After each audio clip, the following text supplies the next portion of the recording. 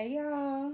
I just wanted to come in humble, open, and transparent with y'all today. And if you heard that, you must be from Transformation Nation, or you have at least, you haven't been sleeping under a rock. But today, I just wanted to do a little self care of getting my hair together for the day, but also stress the importance of spirituality um, and self care as well. And however that looks, whatever that is gonna look different from person to person, and it might even change for you from season to season. Like lately, more and more I've been getting into reading my Bible, attending sermons, which I've always been open to, even and reading tarot and those things of that nature. So whatever your opinions are about that, keep it to yourself, because my journey is mine and yours is yours. So anyways, what I really wanted to get into today, y'all don't be judging my tracks, but what I'm really here today for is to talk about the miracles I've seen God do in my life. So the miracles of God that have been experienced in my own life, like firsthand knowledge, or um, for myself and my immediate family. This video is going to be very informal, but I just want to come in and share these things because when I was first pushed into even thinking about it, um, I I've always felt like in my mind I've only experienced one miracle in my life, but as I was writing it down, I started recognizing other miracles that you know wouldn't have happened without God, because I don't know how else it could have happened. So I just wanted to come and share that with somebody today. So maybe it'll trigger something for you, or maybe even make you more open and aware to the miracles that God can perform in your own life.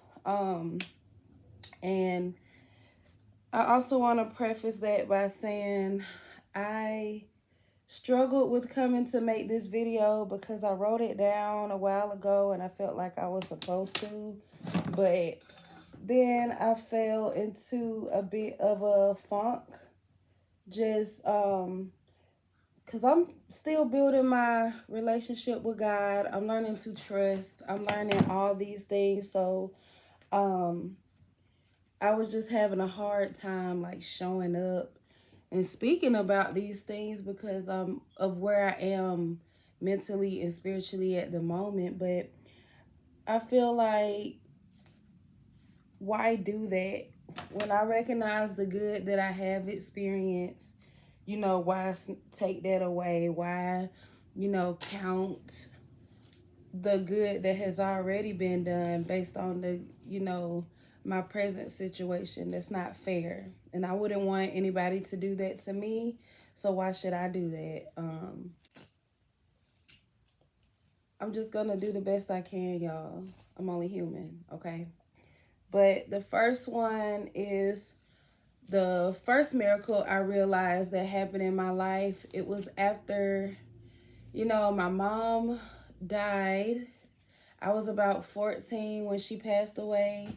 She'd been battling some, from what I understand, a rare form of cancer that should have been treatable. We'll worry about that later. Not gonna think too much into it.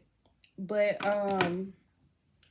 ooh, do I really need to do anything? But yes, she died from a rare form of cancer. And at that time, let me just cut because I need to come back. Let me get my mind right. Hey, y'all. I just wanted to come back in and I already pre-started this video, but I feel like I was just rambling so much and I just needed to go and get my mind right. Who knows if it's right now, but hey. So I wanted to talk about some of the miracles I've seen in my life when it comes to God, because although I'm in a space currently where I'm still trying to get to know God. I am, learning to trust not just God, but people in general as well. Because God works through other people. So there's something to, that's something I'm mindful of. But I'm just learning to trust and, build my own relationship with God. And, that looks different for everybody. But I can't lie, I've been struggling.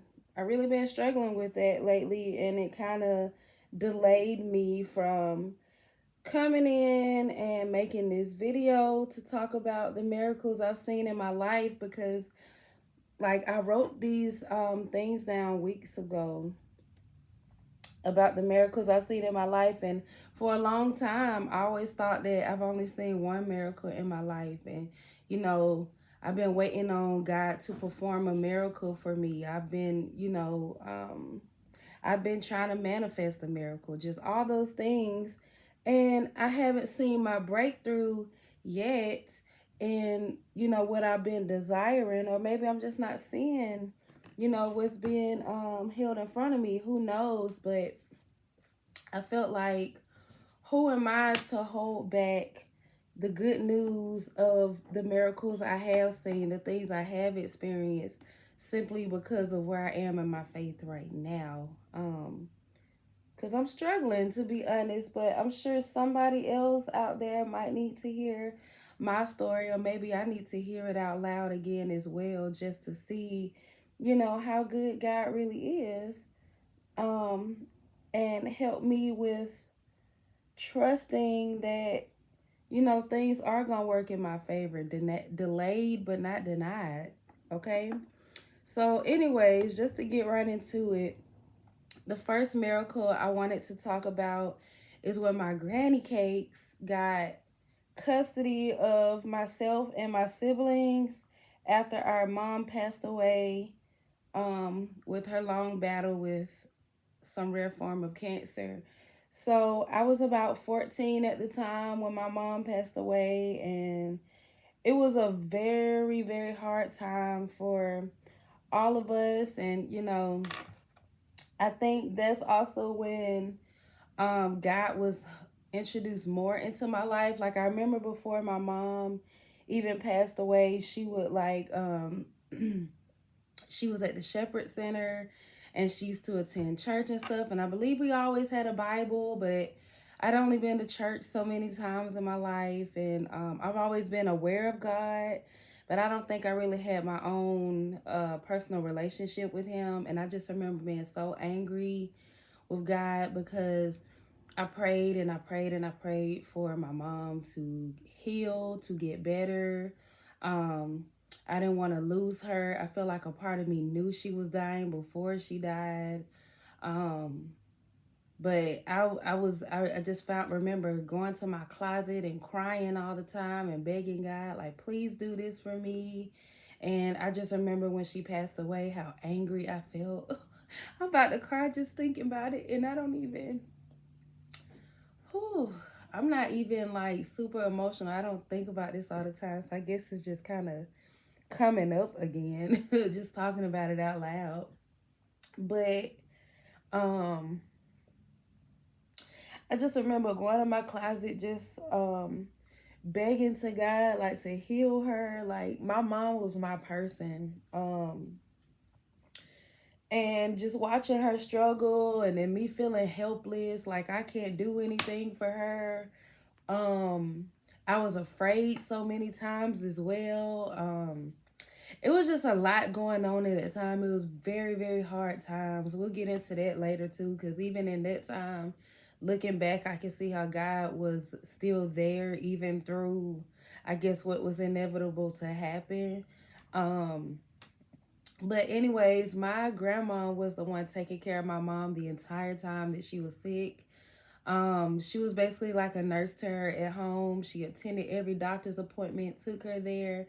When my mom lost her ability to walk, just all those things, my grandma was there. She's still there for us. So y'all, that's a blessing in itself. I know my grandma was sent by God. And when I say that, I say this because she is not my blood relative. She is, there's no Um, there's no relation in that situation. However, love is, I feel like love overpowers all. It has nothing to do with blood, whatever. But so keep that in mind when I say it was a miracle when she got custody of me and my siblings.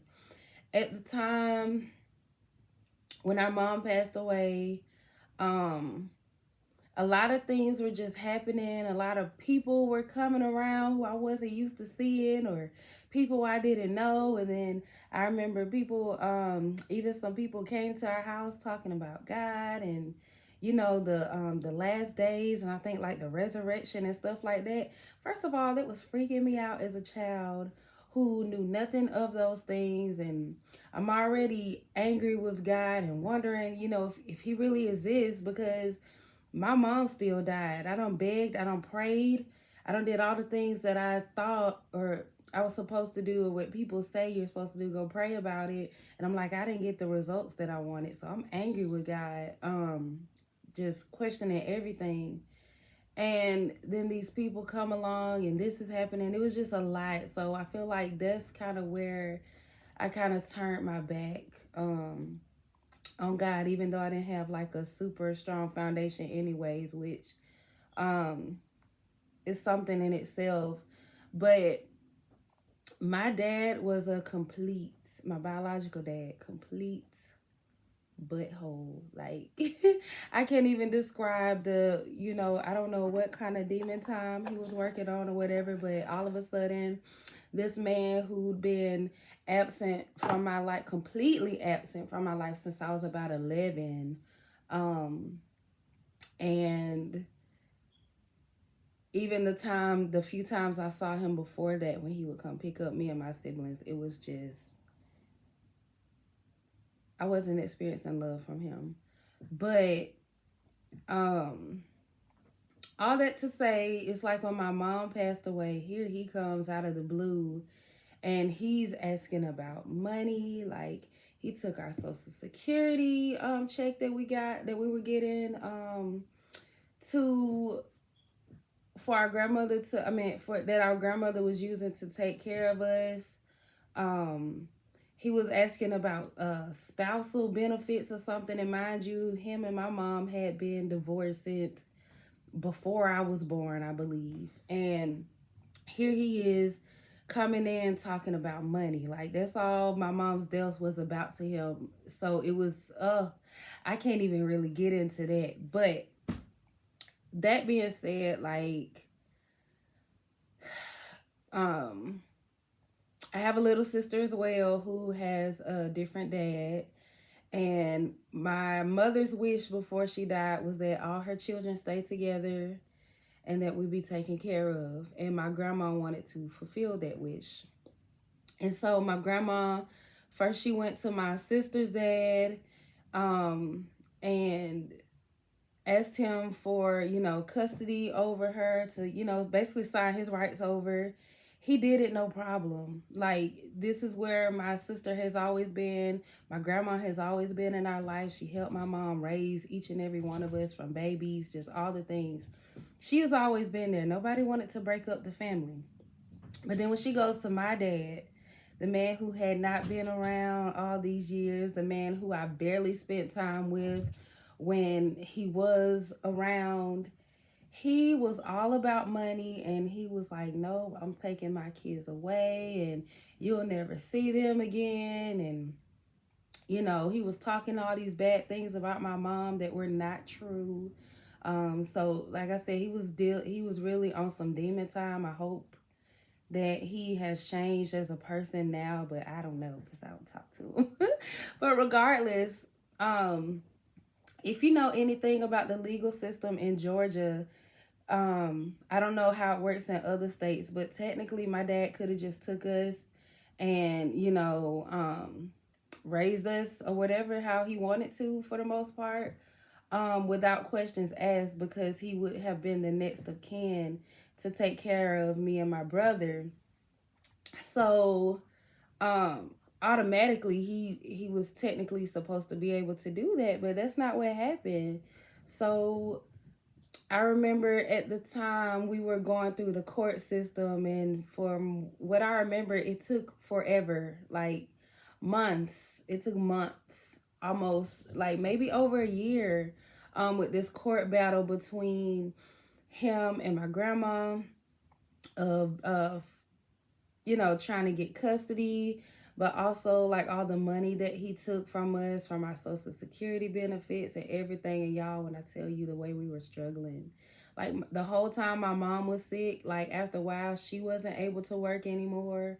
And in order to take care of her, my grandma wasn't working anymore. So we had zero income coming in. So it had to be nothing but God that carried us through that time, because I just don't know. So some of these other miracles are going to overlap, because I guess I have to talk about them to talk about this story in general. But we had no money coming in. So even after my mom died, bills on top of bills on top of bills are piled up on one another. There's also like funeral costs and stuff. So any like, finances that my mom did had, all that went toward giving her a funeral, like as far as like life insurance. And there were very little left over, which my grandma divided between me, my brother, my little sister, into like a savings account or whatever. And